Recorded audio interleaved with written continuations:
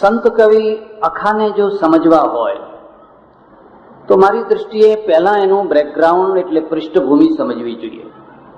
પ્રત્યેક વ્યક્તિ જ્યારે એ બીજા 2, 5, 10 માણસોને વિચારોથી પ્રભાવિત કરતી થાય ત્યારે એમ સમજવું કે એના વિચારોની અંદર કંઈક તથ્ય હશે. એ વ્યક્તિ જ્યારે 1000, 2000, 5000 વ્યક્તિઓને વૈચારિક પ્રભાવ આપે તો એમાં કંઈક વિશેષતા હશે વધારે, એમ સમજવું. પણ વિચારો જે છે કાલ સાપેક્ષ હોય છે, કાલ નિરપેક્ષ ભાગ્યે જ હોય છે. કાલ નિરપેક્ષ જે હોય છે એ માત્ર વ્યવહારિક વસ્તુ હોય છે. 2000 વર્ષ પહેલા જે વ્યવહારિક હતું આજે પણ કદાચ એ વ્યવહારિક હોય. અખાને જો સમજવો હોય તો એના સમયની અંદર હિન્દુઓની જે ધાર્મિક દશા હતી, હિન્દુઓમાં જે ધર્મનું સ્વરૂપ હતું એ સમજવું જોઈએ. મારી દૃષ્ટિએ હિન્દુ પરંપરાને 3 ધારાઓ મળી છે અને 3 ધારાઓમાં હિન્દુ પ્રજા સતત વયા કરે છે. પહેલી ધારા કર્મકાંડની છે. બહુ મોટા યજ્ઞો કરો, હોમ હવન કરો, જાત જાતના બધા વિધિ વિધાનો કરો, એક આ ધારા છે. બીજી ધારા મારી સમજણ પ્રમાણે બહુ પાછળથી શરૂ થઈ, જેને ભક્તિ માર્ગનું નામ આપવામાં આવ્યું અને આગળ જતા એ આખો માર્ગ વેવલો બની ગયો. આખા માર્ગને એવું વેવલું રૂપ આપવામાં આવ્યું કે લોકો એમાં તણાવા લાગ્યા. અને ત્રીજો માર્ગ, ત્રીજી ધારા, જેને જ્ઞાન માર્ગ, જેમાં યોગ માર્ગ પણ અનુસ્યુત છે, એવો જ્ઞાન માર્ગ આવ્યો, જેના મુખ્ય કેન્દ્રમાં શંકરાચાર્ય અને શંકરાચાર્યનો સિદ્ધાંત છે. આ 3 ધારાઓ છે. તમને ખબર હશે બુદ્ધના સમયમાં ખાસ કરીને ઉત્તર ભારતમાં, નેપાળની તળેટીમાં યજ્ઞનું એટલું બધું પ્રાબલ્ય હતું, એટલું બધું પ્રાબલ્ય હતું. લોકો એમ જ સમજતા પરલોકને સિદ્ધ કરવો હોય, પરલોકનું કલ્યાણ કરવું હોય તો આ યજ્ઞના દ્વારા જ થઈ શકે. એક બીજી વાત યાદ રાખજો, દુનિયાના તમામે તમામ ધર્મો લગભગ બધા પરલોકવાદી છે. જો ધર્મમાંથી પરલોકવાદને દૂર કરી દેવામાં આવે તો ધર્મનું રૂપ એકદમ બદલાઈ જાય. કોઈને કોઈ રીતે બધા પરલોકવાદી છે. ફરક એટલો છે કે આ પરલોક છે એ કેવી રીતે સફળ કરી શકાય, સિદ્ધ કરી શકાય, એના સાધનો જુદા જુદા. આપણે ત્યાં ઘણા યજ્ઞો થયા. બુદ્ધના પ્રભાવ પછી એમાં બહુ મોટી ઓટ આવી, બહુ મોટી ઓટ આવી. અને ઓટના કારણે જે કર્મકાંડી વર્ગ હતો એ શિથિલ થઈ ગયો, દબાઈ ગયો અને બુદ્ધનો વર્ગ શરૂ થયો. પણ એક બીજી વાત યાદ રાખજો, તમે કોઈ પણ સંપ્રદાય લઈને બેસો, કોઈ પણ સિદ્ધાંત લઈને બેસો, અને સંપ્રદાય, સિદ્ધાંત એક પ્રકારથી જીવન પદ્ધતિ છે. પ્રજાના સમૂહને જીવન જીવવા માટેની આપેલી એક સામૂહિક પદ્ધતિ છે.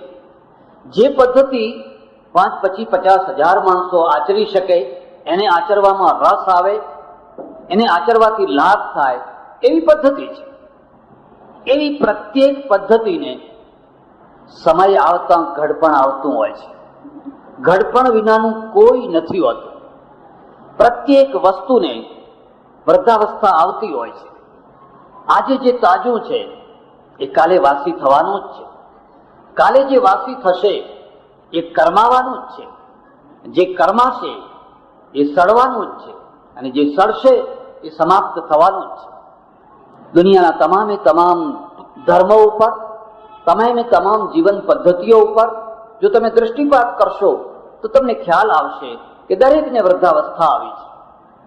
બૌદ્ધ ધર્મને પણ વૃદ્ધાવસ્થા આવી, એમાં પણ ઘડપણ આવ્યું, એમાં પણ કર્માવાપણું આવ્યું, એમાં પણ સળવાપણું આવ્યું. અને આ બધાનું એક મૂળ કારણ હોય છે કે જ્યારે પણ ધર્મ છે, ધર્મ સ્થાનો છે, ધર્માચાર્યો છે, એને અર્થ પ્રધાન બનાવી દો, એને લક્ષ્મી પ્રધાન બનાવી દો, તમે એને સળવાપણાથી કોઈ દિવસ મુક્ત નહીં રાખી શકો. પૈસો એક એવી વસ્તુ છે જેના વિના કશું થઈ ન શકે. પણ જો એને વાપરતા ન આવડે, એનો વહીવટ ન આવડે, તો એ તમને પોતાને જ ખાઈ જાય. અમારી સાધુ સંસ્થા જો ખવાઈ ગયું હોય, સડાઈ ગયું હોય, તો પૈસો વાપરતા ન આવડવાના કારણે સડી ગઈ છે. બૌદ્ધોનું પણ એ જ થયું. વિશાળ મઠો, સોના ચાંદીના ઢગલા, ઐશ્વર્ય, ગાદીઓ, આ બધું થયું અને એને સડો લાગ્યો. એ સડા પછી આ દેશમાં એક બહુ મોટી અવ્યવસ્થા ઊભી થઈ. ક્રમે ક્રમે ક્રમે ફરીથી પાછો શંકરાચાર્યનો વાદ આવ્યો. સામે એક વસ્તુ મૂકવાની હતી, પુનરુત્થાન થયું અને એ પુનરુત્થાનની બહુ ઝડપથી પ્રતિક્રિયા થઈ. શંકરાચાર્ય પછી 100 વર્ષમાં જ એમના વિરોધીઓ પેદા થયા. રામાનુજ, મધ્વ, નિંબાર્ક, વલ્લભ વગેરે વગેરે વગેરે બધા ઘણા. એમના પછી તરત જ વિરોધીઓ પેદા થયા. એનું એક કારણ હતું કે આ જીવન પદ્ધતિ, આ વિચાર પદ્ધતિને બહુ મોટો વર્ગ પચાવવા, સ્વીકારવા તૈયાર નહોતો. અને તૈયાર નહોતો એટલે સૌના વૈચારિક સંઘર્ષો ચાલ્યા. પણ આ બધાના વચ્ચે જે એક નવી વાત થઈ ભારતમાં, એ થઈ ભગવાન સાથેની માણસની ભક્તિને અત્યંત ખર્ચાળ બનાવવામાં આવી. ખાસ કરીને જે નવો ભક્તિ માર્ગ નીકળ્યો, નવો શબ્દ એટલા અર્થમાં હું વાપરું છું. પ્રાચીન કાળના વૈદિક ઋષિને તમે જુઓ, એ અને ઈશ્વર બહુ સરળ છે. દર્ભાસન ઉપર બેસે છે, સવારની સંધ્યા, સાંજની સંધ્યા, બસ વાત પૂરી થઈ ગઈ. કોઈ રાજભોગ નથી, કોઈ બાળ ભોગ નથી, કોઈ 56 ભોગ નથી, કોઈ બહુ મોટા સમૈયા નથી. ઈશ્વર બહુ સાદો છે અને સાદો ઈશ્વર છે એટલે એની ઉપાસના પણ સાદી છે. પછી જે ઈશ્વર આવ્યો ને, એ રાજાધિરાજ થઈને આવ્યો, ચક્રવર્તી રાજાધિરાજ થઈને આવ્યો. અને એના સાથે એટલી બધી વાતો જોડવામાં આવી, એટલી બધી વાતો જોડવામાં આવી કે ભગવાનને સવારથી સાંજ સુધી કેટલી વાર ભોગ ધરાવવા પડે, એમને ઊંઘાડવા પડે, એમને જગાડવા પડે, એમને રજઈ જોઈએ, એમને પંખો જોઈએ, એમને બધું જોઈએ. જે માણસોને જોઈએ એમ બધું એમને જોઈએ. મંદિરો સોનાના ઢગલાવાળા મંદિરો થયા, ચાંદીના ઢગલાવાળા મંદિરો થયા, 56 ગજની ધજાઓ થઈ. ખોટું ન લગાડશો, પણ મારો અનુભવ છે, હિન્દુ પ્રજાના પતનના મૂળ કારણની અંદર મંદિરોનું સોનું છે. ગાંધીજી માટે હું એક ખાસ વાત તમને કહું છું. ગાંધીજીએ આખી જિંદગી ઈશ્વરની ઉપાસના કરી, આખી જિંદગી, અને દ્રઢતાથી કરી, નિશ્ચયથી કરી. પણ ઈશ્વર માટે કદી એક પૈસો ખર્ચ્યો નહીં. ખર્ચ્યો હોય તો મને બતાવજો. ઈશ્વર માટે કદી એક પૈસો ખર્ચ્યો નહીં. કોઈ દિવસ અગરબત્તી નહીં લાવવાની, કોઈ દિવસ દીવો નહીં કરવાનો, બીજું કશું નહીં કરવાનું. બસ બેસવાનું, પ્રાર્થના કરવાની. અને એ પ્રાર્થનામાં કેટલી મોટી શક્તિ, કેટલી ગજબની શક્તિ. ગાંધીજીનો ઈશ્વર છે બિલકુલ ખર્ચા વિનાનો ઈશ્વર છે. ગાંધીજીએ લાખો રૂપિયા ખર્ચ્યા, ઈશ્વરના માણસો માટે ખર્ચ્યા. ઈશ્વરના માણસો માટે, હરિજનો માટે, દુખિયા માટે, ફલાણા માટે, ફલાણા માટે. જેને માનવતા કહેવાય, જેને હ્યુમેનિટી કહેવાય, આ બંનેનું અંતર સમજવું. અને એમાંથી એક ભક્તિમાં જે વેવલાપણું શરૂ થયું, એનું રિએક્શન તમે અખામાં જોઈ શકો છો. અખાએ જે ચાપખા માર્યા છે, એ આ વેવલાપણા ઉપર ચાપખા મારેલા છે. દરેકે પોતપોતાના વાડા બાંધ્યા અને વાડાની અંદર ઘેટા પૂર્યા. માણસોને જો માણસ બનાવવાનું કામ થયું હોત ને, તો આખાને ચાપખા ના મારવા પડ્યા હોત, તો કબીરને ચાપખા ના મારવા પડ્યા હોત. તો આ દેશમાં પેરેલલ જે આખો એક સંત પરંપરા ચાલી, એની કોઈ જરૂર ન થઈ હોત. પહેલા હું મારી પ્રતિભાના દ્વારા, મારી શક્તિના દ્વારા નાનો મોટો વાડો બનાવું, પછી અંદર માણસોને પૂરવું, અને પૂરાયેલા માણસો છે એ ઘેટાના ભાઈ બને, એથી વધારે એમનું કઈ બીજું તત્વ ન થાય, એની કાળજી રાખો. અને એ કાળજીનું પરિણામ એ આવ્યું, પ્રજામાં એક ધાર્મિક જડતા. તમે અખાના પદોમાં ડગલે ને પગલે આ જડતા ઉપર ચાપખા તમે જોઈ શકશો. પહેલા જરા એની પૂર્વ ભૂમિકા કહીશ. આખો સોની છે, ગુજરાતનો સોની છે. અને સોનીઓ મોટા ભાગે ભક્તિ માર્ગી. પ્રજા બધી ભક્તિ માર્ગી છે. ભક્તિ માર્ગમાં પણ એક નિશ્ચિત પ્રકારનો ભક્તિ માર્ગ એ પરંપરામાં એ ઉતરી આવેલા છે. આખાને પત્ની છે, પત્ની મરી ગઈ, બીજી વાર પરણ્યા, બહેન મરી ગઈ. આખાને એક મનમાં ભાવના થઈ, મારે કોઈ બહેન હોવી જોઈએ. કેટલી ઊંચી વાત છે. કદી તમને એવી ઈચ્છા થાય છે કે મારે કોઈ બહેન હોવી જોઈએ, મારે એક ભાઈ હોવો જોઈએ? અને આ જ્યાં મનમાં ભાવના જાગે ને, એટલે સ્ત્રીની અંદર, પુરુષની અંદર એક રિફાઇન તત્વ શરૂ થાય છે. એ સ્ત્રીની અંદર બહેનપણું જોવા લાગે છે. આ મારી બહેન થાય એવી છે, આ મારો ભાઈ થાય એવો જોઈએ. જ્યાં સુધી આ ભાવના નથી જાગતી હોતી ત્યાં સુધી પ્રત્યેક સ્ત્રીને પ્રત્યેક પુરુષની અંદર કદાચ પતિપણું દેખાવા લાગે, અને પ્રત્યેક પુરુષને પ્રત્યેક સ્ત્રીમાં પત્નીપણું દેખાવા લાગે, જે શક્ય નથી. જે શક્ય નથી. ઘણી સ્ત્રીઓને તમે બહેન તો બનાવી શકો, ઘણા પુરુષોને તમે ભાઈ તો બનાવી શકો, પણ ઘણી સ્ત્રીઓને તમે પત્ની ના બનાવી શકો, ઘણા પુરુષોને તમે પતિ ના બનાવી શકો. અને જો બનાવવા જાઓ તો એનું પરિણામ બહુ ભયંકર આવે. એક રિફાઇન, એક શુદ્ધિકરણ જાગતું હોય છે. એક જમના નામની સ્ત્રી, એને બહેન બનાવી, ધર્મની બહેન. મને લાગે છે કે આ વાત ખાલી ભારતમાં જ તમને જોવાની મળશે, કે અહીંયા કોઈ ધર્મની બહેન બનાવે છે, કોઈ ધર્મનો ભાઈ બનાવે છે. અને ધર્મની બહેન ને ધર્મનો ભાઈ, એ સગી બહેન અને સગા ભાઈ કરતા પણ એનું મૂલ્ય ઘણું ઊંચું છે. જમના પોતાની મિલકત રોકડ અખાની પાસે મૂકે છે, તું રાખજે. પણ એક બીજી વાત યાદ રાખજો, મિલકત છે ને કદી પણ શંકાથી પર નથી હોતી, અને પ્રેમના સંબંધો પણ કદી શંકાથી પર નથી હોતા. એમાં થોડી ઘણી શંકાનું તત્વ તો રહેવાનું ને રહેવાનું જ. એ શંકા મોટી ના થઈ જાય, ઉગીને સમાપ્ત થઈ જાય, એના માટેનો પેરેલલ બીજો પ્રયત્ન વિશ્વાસ છે, નિષ્ઠા છે. આવું કદી ના હોય, આવું કદી બની ના શકે. આ જે જાગતો વિશ્વાસ છે એ પેલી શંકા નામની રાક્ષસીને મારી શકે છે. એટલે શંકા અને વિશ્વાસ બંને સાથે ચાલતા હોય છે. કોઈ વાર વિશ્વાસનું જોર, કોઈ વાર શંકાનું જોર. અને વિશ્વાસ જો દુર્બળ બને, શંકા પ્રબળ બને, જીવન બરબાદ થઈ જાય. બીજી વાત છે, ભારતમાં અને લગભગ આખી દુનિયામાં લોકો કાન ગંભીરનારા ઘણા હોય છે. સુરતમાં નહીં હોય, જો કે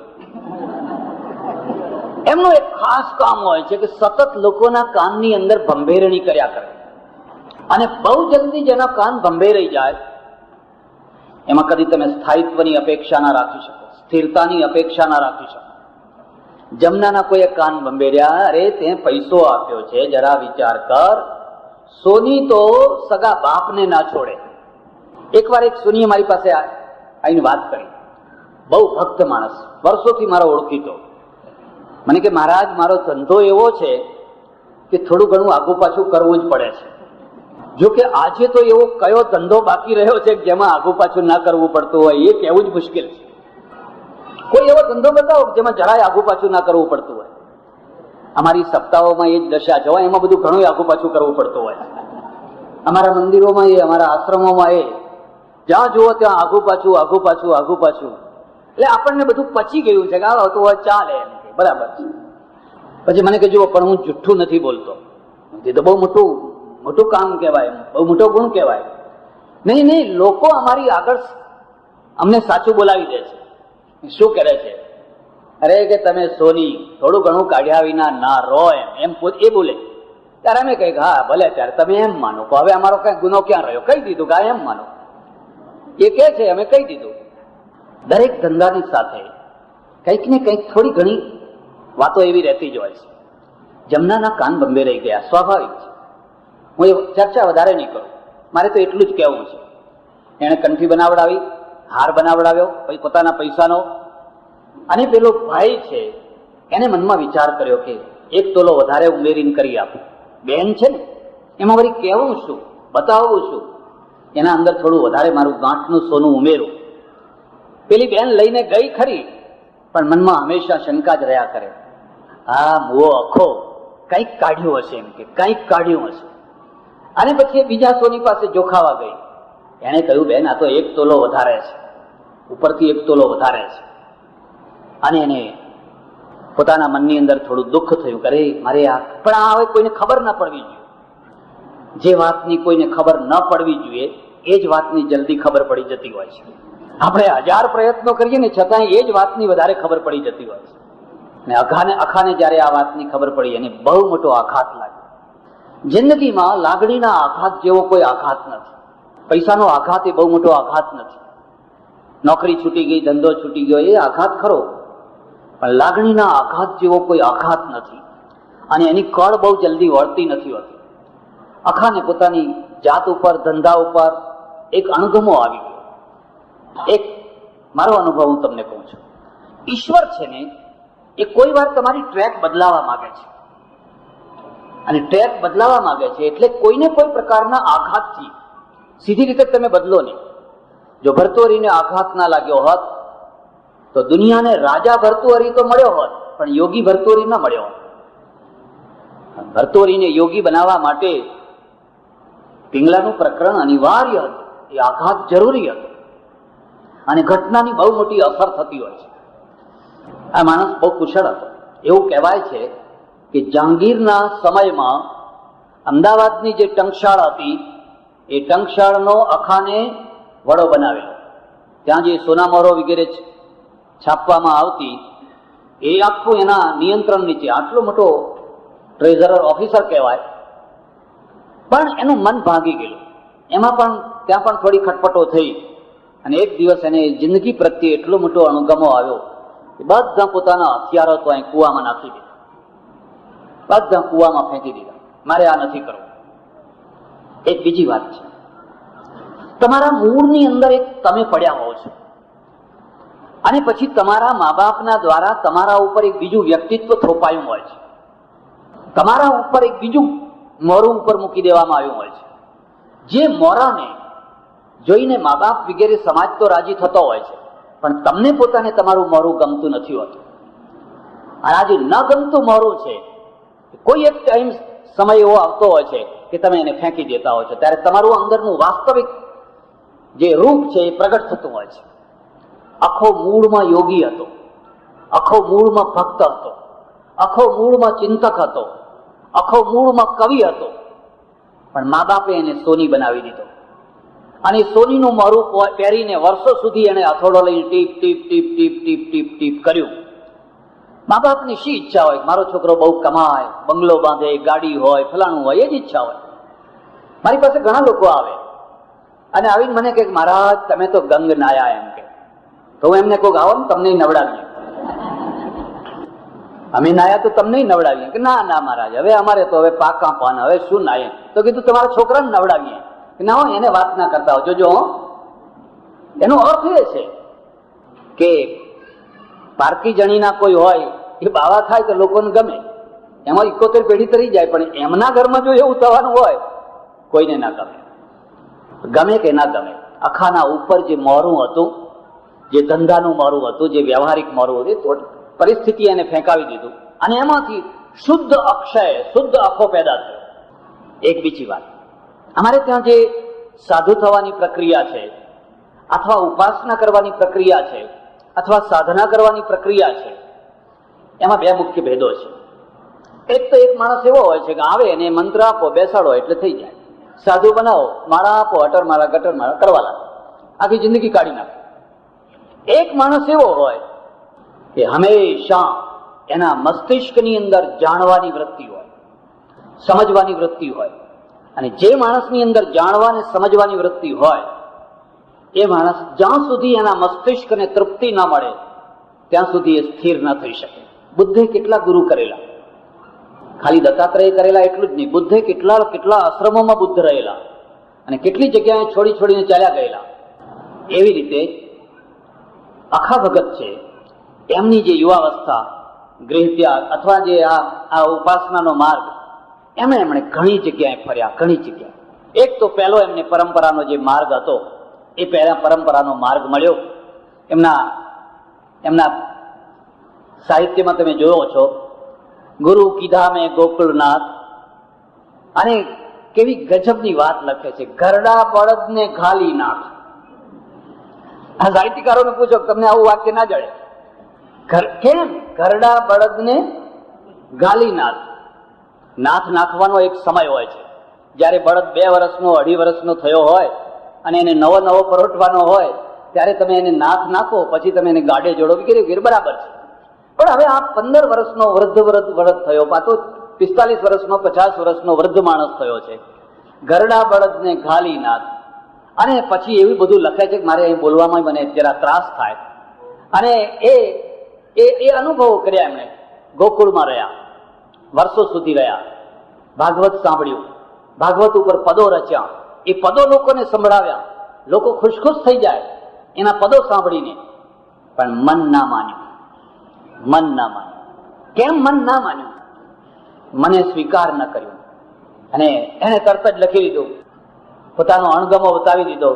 એક મૂર્ખને એવી ટેવ, એક માણસને નહીં હો, એક માણસને લખ્યું હોત તો સારું હતું, પણ સ્પષ્ટ લખી દીધું, એક મૂર્ખને એવી ટેવ, પથ્થર એટલા પૂજે દેવ, નદી દેખી કરે સ્નાન, તુલસીનું જઈ તોડે પાન, જપમાળાના નાકા ખર્યા અને તોય ના આવ્યું બ્રહ્મ જ્ઞાન. આ આખાના ચાબખા છે. અને આ ચાબખા નથી, આ વાસ્તવિકતા છે. અમારે ત્યાં 2 પ્રકારના ચિંતકો થાય છે. એક જ થાય છે, જે હોય ચાલવા દો ને, આપણે એમાં પડીને શું કરવું છે? આપણે આત્માનું કલ્યાણ કરી લો. આ તો દુનિયા એવી ને એવી ચાલ્યા કરવાની છે. જે આ પ્રકારનો વર્ગ છે એ અળખો નથી થતો હતો. એ બહુ જલ્દી સર્વમાન્ય થઈ જતો હોય છે. તમારે કોઈને ખોટું લાગે એવું બોલવાનું નહીં, બધાને રાજી કરો. પણ આ પ્રકારનો વર્ગ છે સમાજને સુધારી નથી શકતો હતો. એ સમાજના મેલને પોપડાને ઉખાડી નથી શકતો હતો. અને સમાજને વખાણ કરનારા ખમા બાપુ કરનારાઓની જેટલી જરૂર છે એથી વધારે પોપડા ઉખેડનારાઓની જરૂર છે. જો સમાજને પોપડા ઉખેડનારાઓ ન મળે તો સમાજ તો પોતાના પોપડાઓના દ્વારા જ મરી જતો હોય છે. દુર્ભાગ્ય એ છે કે બધું સુષ્ટુ કરનારાઓ છે એમનો જય જયકાર થતો. જીવે ત્યારે 10 આંગળીઓ ઘી કેળામાં અને મર્યા પછી એ ઘી કેળામાં. એમને તો કશું ખોવાનું જ નથી. ભેટ જ ભેટ, દક્ષિણા જ દક્ષિણા. માત્ર તમને બધું આવડવું જોઈએ. પણ જે સાચા બોલો છે એને જીવતાંય દુઃખ અને મર્યા પછી એ દુઃખ. ભારતનું આ એક બહુ મોટું દુર્ભાગ્ય છે કે સત્યમેવ જયતે એવું લખ્યા કરે પણ સત્યથી દૂર ભાગે. એને પોતાને સત્યથી દૂર ભાગે. આખો ભક્તિ માર્ગી છે પણ એને વેવલાપણું ગમતું નથી. અને વેવલાપણું નથી ગમતું એટલે એને કહી દીધું. મારી વાત જો સમજો તો હું તમને આ ખાસ વાત કહેવા માંગુ છું. ભક્તિ હોવી જ જોઈએ ગાંધીજી વાળીમાં. ઈશ્વરને મોંઘો ના બનાવો. મોંઘો બનાવશો તો એ પૈસાદારનો બની જશે. કોઈ મોંઘી વસ્તુ કદી ગરીબની બની ન શકે. અને આપણો ભગવાન એટલા માટે પૈસાદારોનો થયો છે. કોઈ એક પ્રસિદ્ધ મંદિરમાં જઈને જોજો, 4 ક્લાસ છે. સ્ટેટ ભગવાનના આગળ લઈ જવાના સ્પેશિયલ ચાર્જ, પછી પેલા કઠેડાની અને ભગવાનની વચ્ચે ઉભા રહેવાના જુદા ચાર્જ, કઠેડાની આ બાજુ ઉભા રહેનારો જુદો વર્ગ, અને એક વર્ગ એવો છે કે એને ધજાના જ દર્શન કરવાના, એને અંદર અવાય. જે ક્લાસ વિનાનો છે એના ત્યાં ક્લાસ પાડ્યા. કેમ આવું કેમ બન્યું? એનું એક જ કારણ છે. પહેલા કર્મકાંડ એટલે ધર્મ આજીવિકાનું માધ્યમ બન્યો, એટલે કર્મકાંડો આખા છવાઈ ગયા. કર્મકાંડો શિથિલ થયા એટલે મંદિરો આજીવિકાનું માધ્યમ બન્યા. મંદિરોની રહેણી કહેણી, મંદિરોના ભોગ વગેરે વગેરે એ બધું આજીવિકા અને ઐશ્વર્યનું માધ્યમ બન્યું. વાતે સાચી છે. હું જો તમને કહું, હું એક ગામમાં જઉં અને અજાણ્યું ગામ હોય ને સવારના પોરમાં એમ કહું, પટેલ 1/2 લીટર દૂધ લાવો, દૂધ પીવાની ઈચ્છા થઈ છે, તો બધા ડોળા કાઢે, પટલાણીએ ડોળા કાઢે, મારા છોકરાને દૂધ નથી આપતી, તમારે દૂધની ક્યાં જરૂર છે? એટલે અમે તરત જ રસ્તો ખોલી કાઢ્યો. ઠાકોરજી કો ધરાના હૈ, ઠાકોરજી કો ધરાના હૈ. આપણું નામ નહીં લેવાનું. ઠાકોરજી કો બાલભોગ ધરાના હૈ, મક્ખન મિશ્રી ચાહીએ. અને પછી લોકો ગાડા થઈ જાય. એક ઠાકોરજી રાખવાના નાના સરકાર. મારું પુસ્તક છે મારા અનુભવો, તમને કોઈ વાર ઈચ્છા થાય તો વાંચજો. અમે અમરનાથ ગયેલા, 4-5 સાધુઓ હતા. એમાં અમારા મોટા સાધુ હતા, એમના 18 ઠાકોરજી હતા. 18 ઠાકોરજી. મેં કહ્યું આ એક રાખો ને બીજા ઓછા કરો, આ ઘોડા ઉપર આખું રહેતું નથી, આ પેટી બહુ વજનદાર છે, અઢીમણની. મને કે ના, આમાંથી એકે ઓછો ના કરાય. મેં કહ્યું ટેમ્પરરી 5 દિવસ માટે આ 17 ઠાકોરજીને અહીં મૂકી દો અને એક તમારા જે મુખ્ય ઠાકોરજી હોય એને આપણે લઈ જઈએ. મને કે નહીં, એ નહીં હો શકતા હે. સારું, 18 લીધા ભેગા. બન્યું એવું કે રોજ એ ઠાકોરજીને દૂધમાં નવડાવે ને ફલાવણી નવડાવે ને કેસર નવડાવે, ના કરે ને તે કરે. એમાં એક ઠાકોરજી પાણી ભેગા કઈ ચાલ્યા ગયા. નાના હતા ને, પેલો સાથે બ્રાહ્મણ હતો, એને કહ્યું જા વાડમાં નાખી આવે, એના ભેગા ઠાકોર. અને શ્રીનગરમાં આવીને કઈ માથા ફૂટે, કઈ માથા ફૂટે. મને કે અમારે એક ઠાકોરજી ચલે ગયે. અરે મેં કહું 17 તો રહ્યા છે હજુ. નહીં કહું તો અમારે ખાસ છે, ગુરુ બાબા નથી, ખાસ છે.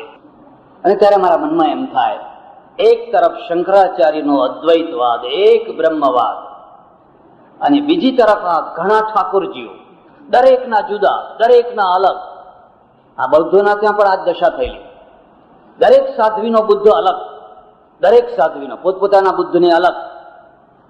ગાથા આવે છે, લાઈન સર બધી સાધ્વીઓ ઉતારેલી, 100, 200, 500. આ સાધ્વી અગરબત્તી કરી, સૌ મગમગતી. પવન પેલી તરફ નહોતો, એના બુદ્ધને અગરબત્તીની ધુમાડો ના ગયો, બાજુની સાધ્વીના બુદ્ધને ગયો. અને એને તરત જ વચ્ચે પડદો કર્યો. તારા બુદ્ધ માટે થોડો આ ધુમાડો અગરબત્તી મેં સળગાવી છે, મારા બુદ્ધ માટે સળગાવી છે. બુદ્ધ એક છે, પણ પેલી સાધ્વી સાથે દ્વેષ છે, એટલે એના બુદ્ધ સાથે પણ દ્વેષ છે. આ માણસની પ્રકૃતિ છે, આ માણસનો સ્વભાવ છે. એટલે જે અને એમ આમ કહીએ એટલે લોકો ઢગલા દૂધ લાવે, માખણ, મિશ્રી, તમે કોઈ બધું લાવે. તમારી જાત માટે ના માગો, ભગવાન માટે માગો. અને એમાંથી આપણા જે મંદિરો થયા, એમાં સ્થાપિત હિતો બન્યા, જેવા જબરજસ્ત સ્થાપિત હિતો બન્યા. સુરતને એનો સૌથી વધારે અનુભવ છે. સુરતમાં રહેનારાઓને જો ઈચ્છા થાય તો કોઈ વાર મહારાજા લાયબલ કેસ વાંચજો. આ સુરતમાં જ ઘટેલી ઘટના, મહારાજા લાયબલ કેસ, જેની આવૃત્તિ, ઇંગ્લિશ આવૃત્તિ લંડનમાં 65 આવૃત્તિઓ થયેલી. છપાઈને વેચી જાય, છપાઈને વેચી જાય, છપાઈને વેચી જાય. 28 દિવસ સુધી આ સુરતની અંદર સ્પેશિયલ કોર્ટ બેસેલી. સર માથ્યુ સાસ અને જોસેફ આર્નોલ્ડ, 2 સ્પેશિયલ એના જજો હતા. 28 દિવસ સુધી એ કેસ ચાલેલો. તમારા રોમ ઉભા થઈ જાય.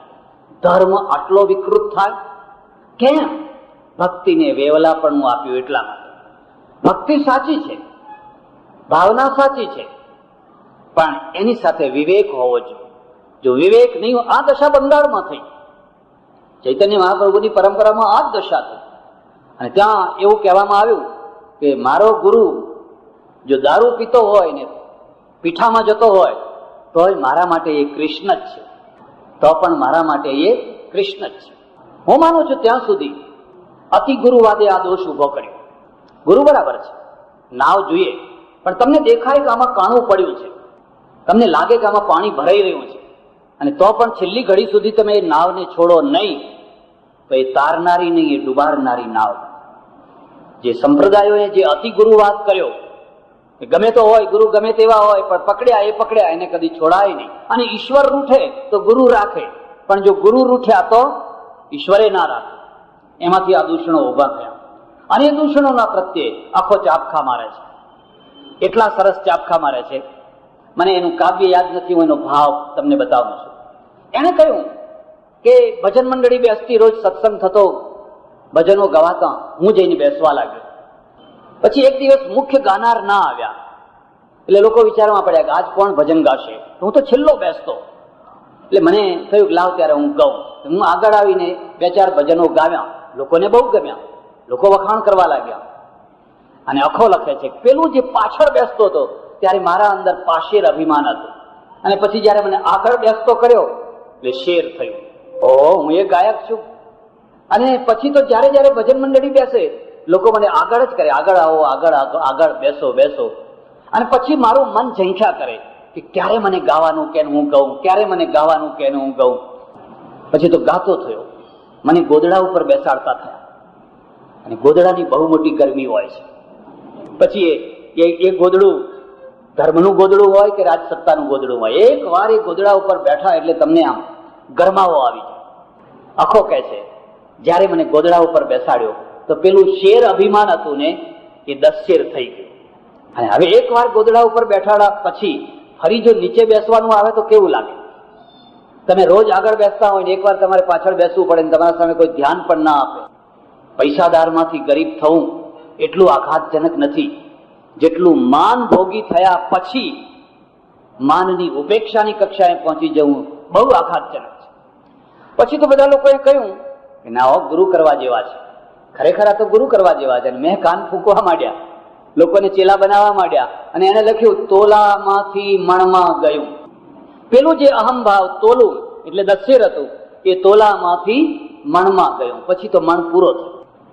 આખો એક એવો માણસ છે જે સતત ચિંતન કરે છે, માર્ગ ઉપર ચાલે છે, અને જે સત્ય છે, કટુ સત્ય હોય તો પણ એ લોકો આગળ કહી દે છે.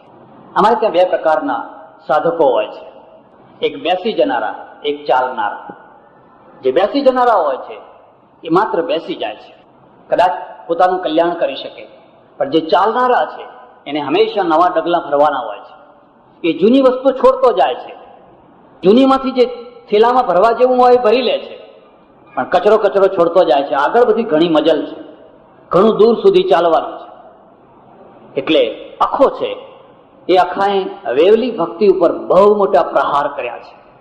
પણ અખાને શાંતિ ક્યાં મળી? અખાને શાંતિ મળી શંકરાચાર્યના અદ્વૈતમાં. પણ હું તમને એક બીજી વાત કહી દઉં.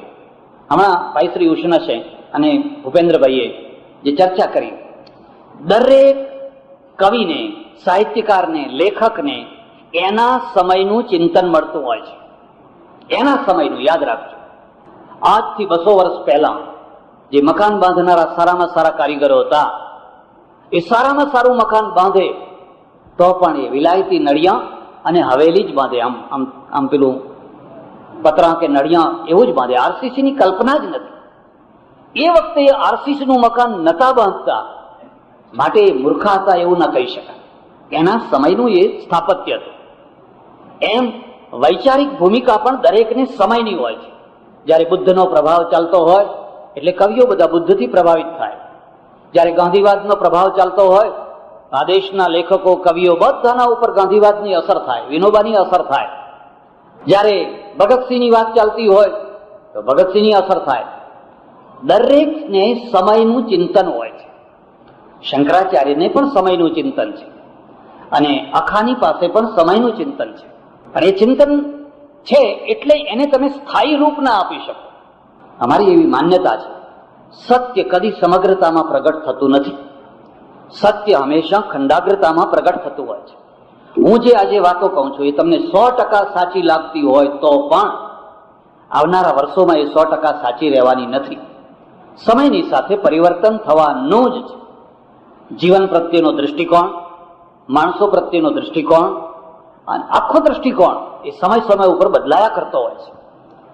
શંકરાચાર્ય જગતને જે રીતે જોયું, શંકરાચાર્ય બ્રહ્મને જે રીતે જોયું, હું એમ માનું છું કે વ્યવહારિક ન થઈ શકે. વ્યવહારિક બનાવવાનો પ્રયત્ન નહોતો. ઇસ્લામ અને શંકર આ બંનેમાં એક મુદ્દાનો ભેદ છે. ઇસ્લામ એકેશ્વરવાદી છે, શંકર પણ એક બ્રહ્મવાદી છે. પણ બંનેમાં એક પાયાનો ભેદ શું છે? ઇસ્લામનો એકેશ્વરવાદી મૂળથી માંડીને શાખા સુધી એક સરખો છે. અભણમાં અભણ મુસલમાન માટે પણ છે અને ભણેલા મૌલાના માટે પણ છે. શંકરાચાર્યનો એક બ્રહ્મવાદ માત્ર ભૂમિકાવાળા થોડા માણસો માટે છે. એટલે શર્ત સાથે છે, સાધન ચતુષ્ટય સંપન્ન હોય, ફલાણું ફલાણું હોય, અથવા તો બ્રહ્મ જિજ્ઞાસા, અને એવો 1000માં લાખમાં કોઈ એક માણસ હોય એના માટે છે. આ બંનેનો ફરક જોજો. એટલે પેલામાંથી જે સમાજ તૈયાર થયો એકેશ્વરવાદી, એવો સમાજ અહીં ના થઈ શકે. કે અહીંયા આખા સમાજને એકેશ્વરવાદી બનાવવો જ નતો. અહીં તો મુઠ્ઠીભર માણસો જે અમુક ભૂમિકાએ, અમુક કક્ષાએ પહોંચ્યા હોય એના માટે જ આ. અને પેલાનો આગ્રહ હતો એ બધાએ આ પ્રમાણે થવું જ જોઈએ. પ્રસંગ થોડો આગો પાછો થતો હોય તો પણ હું વચ્ચે થોડી વાત તમને કહી દઉં. મહમ્મદ પેગમ્બર લગભગ અભણ માણસ છે, અને અભણ માણસ હોવા છતાં પણ એની કોઠાસૂઝ એટલી ગજબની છે, એટલી ગજબની છે કે એણે 4 મહાપાપો લખ્યા. યાદ રાખવા જેવા છે 4 મહાપાપો. અને 4 મહાપાપોના દ્વારા એણે ઇસ્લામને એવો બાંધી દીધો વગર પોપે, જેમ ક્રિશ્ચિયનોને પોપ છે એવો કોઈ પોપ ના હોવા છતાં આખી દુનિયામાં એ બંધાયેલો એક પહેલું મહાપાપ લખ્યું, જે 2 અલ્લાહ માને એ મહાપાપી છે. જે બે અલ્લાહ માને એ મહાપાપી છે. આપણે તો એવું ના કહ્યું. આપણે તો કહ્યું કે આ એ ભગવાનને, આ એ ભગવાનને, આ એ ભગવાનને, આ એ ભગવાન, નવા થાય એ ભગવાન, અને નવા નવા હોય તો એ બધા ભગવાનને, જેને જે મારે ભગવાન થવું હોય તો હું થઈ શકું. તમારે સુરતમાં તો એક ભગવાનનું એટલું 5 કરોડનું મંદિર થઈ રહ્યું. અમારે ઓળખીતા હતા 5 કરોડનું મંદિર. પેલા એ કહ્યું જે બે અલ્લાહને માને એ મહાપાપી છે, પેલું બંધન. બીજું બંધન, અલ્લાહની બરાબરી જે સન્માન કોઈ બીજાને આપે એ મહાપાપી. એટલે નમસ્કાર જે દંડવત છે એ અલ્લાહને જ કરવાના, સિજદો. આપણે શું કર્યું? ભગવાનને એકવાર માથું નમાવો ના નમાવો, ગુરુ આગળ 11 વાર લાંબા થાવ, ગુરુ આગળ 11 વાર લાંબા થાવ. એટલે પેલા કરતા ગુરુની મહિમા વધી ગઈ, તમે વેચાઈ ગયા. ત્રીજું મહાપાપ લખ્યું, કુરાન સિવાય બીજા ગ્રંથોને ધર્મ ગ્રંથ તરીકે માને એ મહાપાપી. અને આપણે શાસ્ત્રોનો પાર જ નહીં, જ્યાં જુઓ તો ઢગલા બંધ, જેને જેમ ફાવે એમ અર્થ કરો. અને ચોથું મહાપાપ લખ્યું, મોહમ્મદ પછી કોઈ બીજાને પેગંબર માને એ મહાપાપી. આ 4 મહાપાપ. એનું લક્ષ્ય સમાજ હતો અને સમાજને સ્પ્રેડ આખી દુનિયામાં ફેલાવવા માંગતો હતો. શંકરાચાર્યનું લક્ષ્ય વ્યક્તિ છે.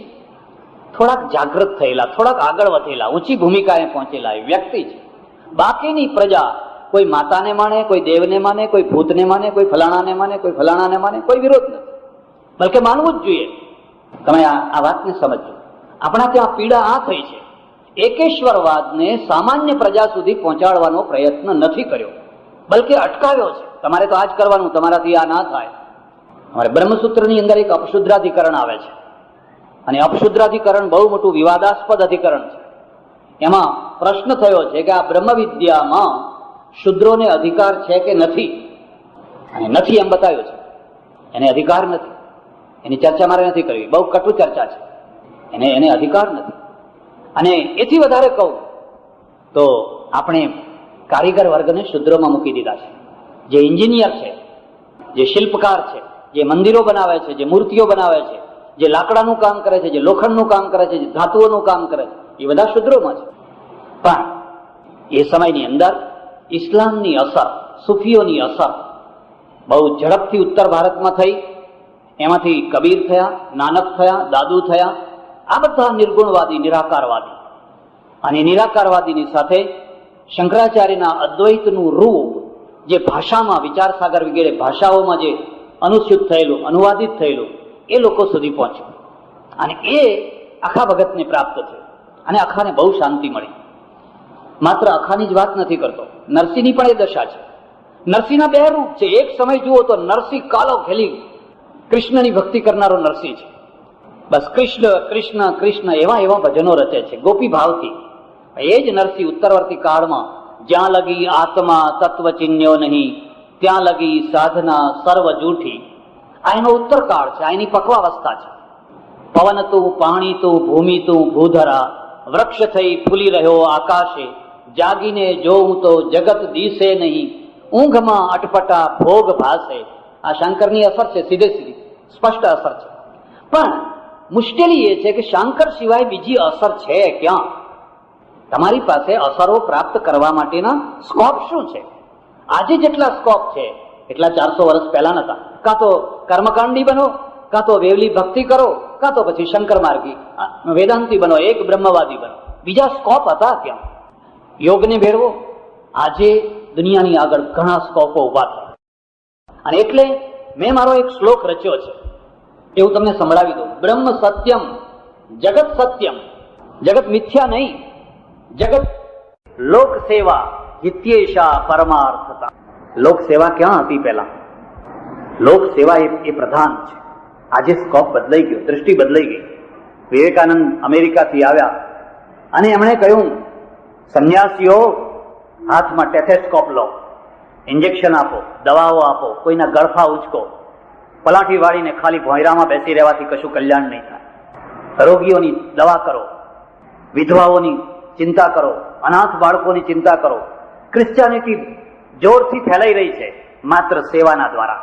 ઇસ્લામ જોરથી ફેલાયો માત્ર તલવારના દ્વારા. જો તમારી પાસે તલવાર નહીં હોય, જો તમારી પાસે સેવા નહીં હોય અને માત્ર પલાઠી વાળીને જ બેસી રહેશો, તો જગત છે એને સિદ્ધાંતના દ્વારા નહીં પણ તમારા આચરણના દ્વારા તમે મિથ્યા બનાવી દેશો. તમારા આચરણના દ્વારા તમારું જગત મિથ્યા થઈ જશે, કોડીનું થઈ જશે. એટલે અખા ભગત ઉપર જે ચિંતનની અસર થઈ, શંકર વેદાંતની થઈ, એમાં કોઈ શંકા નહીં. એના જે પૂર્વ સંસ્કાર ભક્તિના છે અને એ બિલકુલ નિર્મૂળ ન કરી શકાય, પણ એના જે ઉત્તરવર્તી સંસ્કાર છે એ વેદાંતના છે. અને એ બે સંસ્કારો મળી અને એમાંથી એક નવો અખો પેદા થયો. અને નવો અખો પેદા થયો એ અર્થમાં કે એક તરફ એ એક બ્રહ્મવાદી છે, બીજી તરફ એને ટાયલા નથી ગમતા, એને વેવલાપણું નથી ગમતું, એને બગાડ નથી ગમતો. એટલે એ સમાજ અને ધર્મની સુધારણા માટે પણ પ્રયત્ન કરે છે. અને ત્રીજી તરફ તમે જુઓ તો વ્યક્તિ તરીકે પોતે શુદ્ધ માણસ છે, એક નિર્મળ માણસ છે. સજ્જનો, આજે શ્રીજી ચરણ ભૂપેન્દ્રભાઈ ચેરિટેબલ ટ્રસ્ટના દ્વારા આ જે પ્રવચનમાળાનું આયોજન કરવામાં આવ્યું અને મને અહીં બોલાવવામાં આવ્યો, મને આ પાડવામાં એક જ રસ હતો. અને રસ એ હતો કે આ ગુજરાતને ઘણા અખાઓની જરૂર છે. તમારે ત્યાં બીજા બધા ઘણા થયા છે, ચાલુ ઘરેડોમાં ચાલનારા, પણ ઘરેડોની બહાર રહીને, ઘરેડોને તોડીને એક માનવતાનો પ્રચાર, એકેશ્વરવાદનો પ્રચાર, હિન્દુ પ્રજાને ગૂંચવણોમાંથી, ઝંઝટોમાંથી છોડાવનારા લગભગ નથી થતા. લોકો આજે પણ ગૂંચવાડામાં જ છે. કયા ભગવાનને ભજવા, કયો મંત્ર ભજવો, કેવી રીતે ભજવો. 6 મહિને ભગવાન બદલાવાય છે ને 6 મહિને મંત્ર બદલાવાય છે અને કંઠીઓ બદલાવાય છે. અને અમે એવા છીએ કે પહેરો કે ના પહેરો, અમે જબરજસ્તી કંઠી પહેરાવી દઈએ છીએ. ગરડા બળદને ખાલી નાથ, તોય અખા ના આવ્યું બ્રહ્મ જ્ઞાન. એ બધું પડતું મૂકીને મારી વાત જો તમારા ગળે ઉતરે તો અત્યારે હિન્દુ પ્રજા માટે એક અનિવાર્ય આંદોલન છે, સંપ્રદાય મુક્તિ. ધર્મ મુક્તિ નહીં, વાડા મુક્તિ. વાડામાંથી છૂટો, સિંહ બનો, આ ઘેટા ના બનો. તમને પૂરી દીધા છે, તમે બહાર નીકળો, વાડ તોડો અને માનવ બનો. અને જુઓ, એની મજા જુઓ, વ્યાપકતા જુઓ, વિસ્તૃતતા જુઓ. આપણો મૂળ સનાતન ધર્મ, એક બ્રહ્મ, એક પરમેશ્વર અને એક સરળ સીધી સાદી ઉપાસના. બહુ સરળતા, એક પૈસાનો ખર્ચો નહીં. ધર્મ ખર્ચો કરાવતો નથી. કરવો હોય તો માનવતા માટે ખર્ચો કરો, સમાજને આગળ લાવવા માટે ખર્ચો કરો. આ આખી પદ્ધતિની પ્રક્રિયામાં અખા ભગતનું બહુ મોટું યોગદાન છે અને એ યોગદાનને બિરદાવવું જ જોઈએ. મારે ભૂપેન્દ્રભાઈને હજાર ધન્યવાદ આપવા જોઈએ કે એમણે અખા ભગતનું બહુ ઊંડાણથી અધ્યયન કર્યું, તલસ્પર્શી અધ્યયન કર્યું. અને એ આખા ગ્રંથોને ભાષાની દ્રષ્ટિએ, સાહિત્યની દ્રષ્ટિએ, કાવ્યની દ્રષ્ટિએ મઠારીને, સુધારીને લોકો આગળ મૂક્યા. પણ છેલ્લી વાત તમને કહી દઉં કે આ બધું 400 વર્ષ ઉપરનું છે, આમાંનું ઘણું ગ્રાહ્ય છે, પણ એમાં આજે વિજ્ઞાનના ઉમેરાની જરૂર છે. આજે તમે 21મી સદીના આરે પહોંચ્યા છો.